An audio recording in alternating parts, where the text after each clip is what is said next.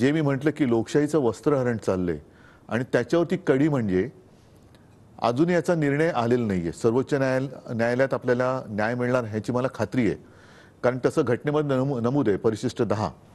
सर्वोच्च न्यायालयाचा निकाल बाकी असताना पंतप्रधान आपल्या शिवसेनेला म्हणजे माझ्या शिवसेनेला, जी शिवसेना बाळासाहेबांनी स्थापन केली, जिचं नाव माझ्या आजोबांनी ठेवलं, तिला नकली सेना म्हणतात.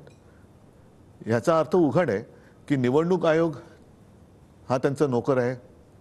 लवादाने सुद्धा ते म्हणतील तसंच काम केलेलं आहे. आता सर्वोच्च न्यायालयाने सुद्धा आम्हाला हे चिन्ह किंवा नाव देऊ नये असा अप्रत्यक्ष दबाव हे आपले प्रधानमंत्री सर्वोच्च न्यायालयावरती आणतात की काय असा प्रश्न पडलेला आहे. म्हणजे संपूर्ण यंत्रणेवर दबाव आहे, नासून टाकले, दहशत आहे. होय. मी जो मगाशी उल्लेख केला महाभारताचा, हे महाभारत सुरू आहे या देशामध्ये. महाभारताचा लढा हा धर्मासाठी झाला, सत्यासाठी झाला. आणि महाभारतामध्ये 2 प्रमुख पात्रांवर नेहमी चर्चा होते. कृष्ण आहे, पण अर्जुन आणि अभिमन्यू. विरोधक असं म्हणतात की उद्धव ठाकरे यांचा अभिमन्यू झालाय. अभिमन्यू बरोबर आहे, पण अभिमन्यू शूर होता, तो भेकड नव्हता.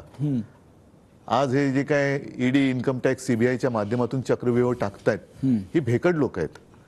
ह्यांना अभिमन्यू सारखं धैर्य नाहीये लढायचं. तो चक्रव्यूहात घुसला होता. हे बाहेरच्या बाहेर भाडोत्री लोकांना एकमेकात लढवत आहेत. म्हणजे शिवसेना फोडली आणि शिवसेनेमध्येच मारामाऱ्या लावण्याचा प्रयत्न केला. राष्ट्रवादी फोडली म्हणजे कुटुंब फोडतायत, कुटुंबात कलह लावतायत, पक्षामध्ये भांडणं लावतायत. हे तर सगळं कौरवांचंच काम आहे ना. ही कौरव नीती जी आहे ती कौरव नीती शेवटी हारणार आहे.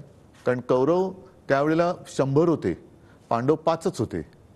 होय. पण 5 पांडवांनी 100 कौरवांवरती मात केली होती. कारण पांडव हे सत्यासाठी आणि धर्माच्या बाजूने लढत होते. म्हणून स्वतः श्रीकृष्ण सुद्धा हा पांडवांच्या बाजूला होता. हे युद्ध आपण